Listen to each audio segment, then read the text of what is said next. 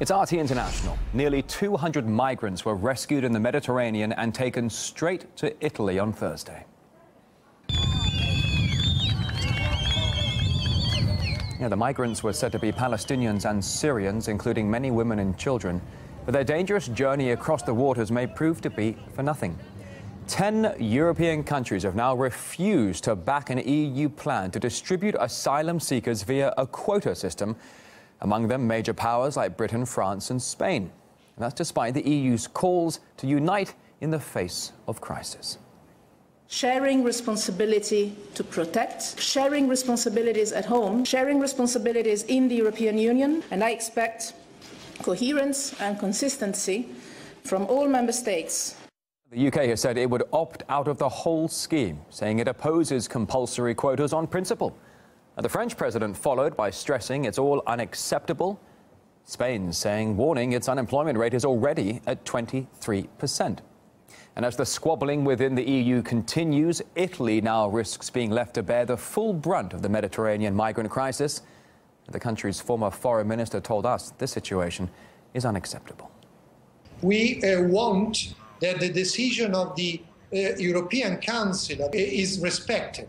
Otherwise, Italy will have to denounce before the European Parliament, for example, that the leaders of European member states are thinking about their political national interest instead of European solidarity. And this would be a real damage to the credibility of the European Union. Thanks for sharing your Sunday with us here on RT International. The city of Donetsk in eastern Ukraine came under shelling this week. At least one person was killed and an entire floor of a residential building destroyed. Anti-government forces say the Ukrainian army is behind the attack. We have exclusive video of the immediate aftermath of the shelling.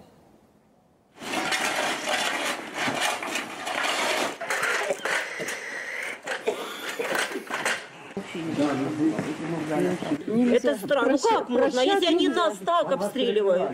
Это они считают нас за людей вообще? Вот скажите, считают? Мы для них быдло. Вот они стреляют. Подножный растопчет, выживут, значит, хорошо, они выживут. This is one of the worst shellings in the region in months. The truce brokered in Minsk in February has generally been observed. That's despite reports of sporadic violations. RT's Murad Gazdiev visited the scene of the shelling just minutes after it happened. This is all the result of just one artillery hit, one shell. You can see the ceiling beams, the support beams collapsed in that apartment. And the man that died, well, he's buried under this rubble.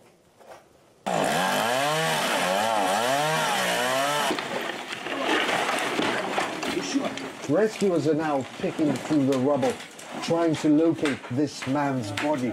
It's unclear where exactly he is buried, under what pile of rubble. As you can see, this place was, by the looks of it, torn apart. And this was all just one shell. Just a think, less than an hour ago, this was somebody's apartment, somebody who was getting ready to go to bed. That's one of the bedrooms over there. Now also buried under rubble. The Monday night shelling in Donetsk came amid the U.S. Assistant Secretary of State's visits to both Moscow and Kiev.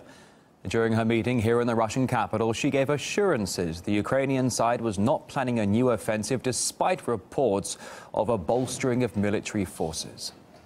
There is no indication from our own information or from my consultations in Kyiv that anybody on the Ukrainian side, anybody in leadership, and I spoke to President Poroshenko, I spoke to Prime Minister Yatsenyuk, I spoke to the security officials, has any intention of launching new hostilities. We got reaction from Daniel McAdams, a political analyst from the Ron Paul Institute. He believes Kiev would not step up its military activity without Washington's support. I think it would be very naive to think that Poroshenko is doing this on his own, even though we heard Kerry last week saying that Poroshenko's vow to retake eastern Ukraine, that he should shut up about it. The U.S. has been training Ukrainian troops. It's been sending in dozens, if not more, Humvees and other equipment that are providing the capability of the Ukrainian National Guard and Army to attack eastern Ukraine. Why should it be any surprise that they've been emboldened by this U.S. assistance, and there's no indication that the U.S. has told them to cool it. So I don't think we should be surprised at all that this is happening. All right, still ahead for you here on the program, that of a nuclear disaster waiting to happen. That's according to a British submariner who decided to speak out about security breaches at a Scottish nuclear submarine base. With that story and a look at the fate of other whistleblowers in the UK, that is coming up. Also, anger flares in the US as new cases of police brutality emerge, this time showing an officer pepper spraying a man who just had a stroke. And today, Spain heads to the polls for regional elections. Despite being formed just over a year ago, the left-wing Podemos party is posing the greatest threat to the main two parties, the ruling People's Party and the Socialists.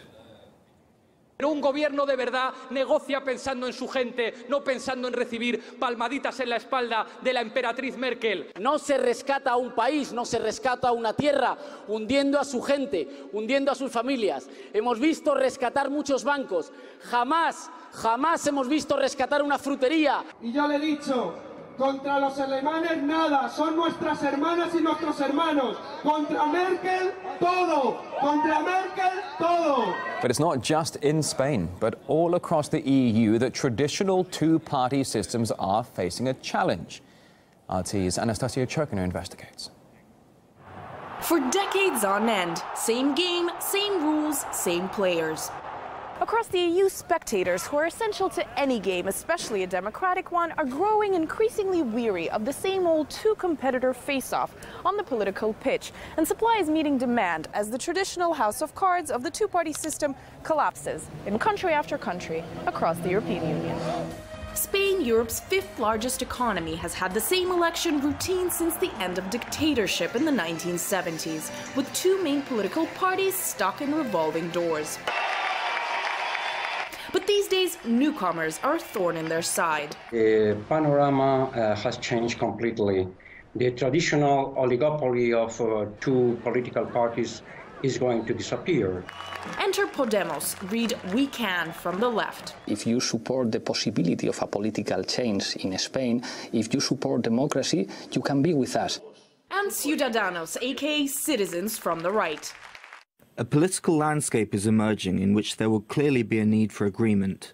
The new kids on the block sit neck and neck with the two old heavyweights, the governing People's Party and the opposition Socialists, in an election season seen as the most important in Spain in decades. And this trend continues throughout Europe, and it ultimately means that people no longer have faith in the political institutions. We have seen in Germany the SPD hardly mustering about more than 25%. We see in Britain how the Labour Party finds itself in decline.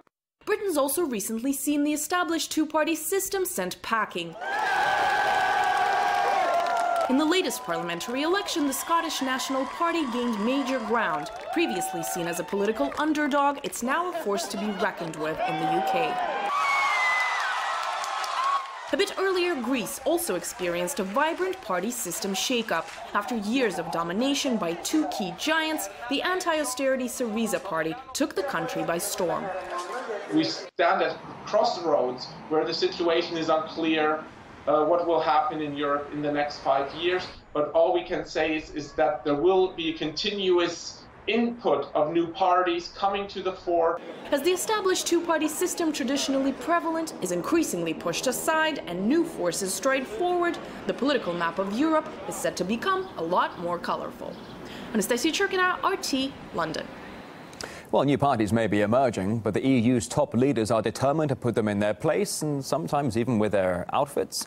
When the Greek PM took office this year, he vowed never to wear a tie until the economic crisis was over. However, the European Commission head, Jean-Claude Juncker, tried to speed things up a bit during a summit in Riga, offering Alexis Tsipras a taste of his own tie. And another target of Juncker's high spirits, that of the Hungarian Prime Minister. The dictator is coming.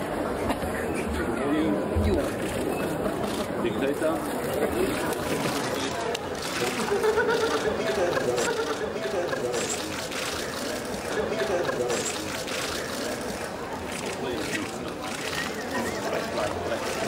More news coming your way after a short break.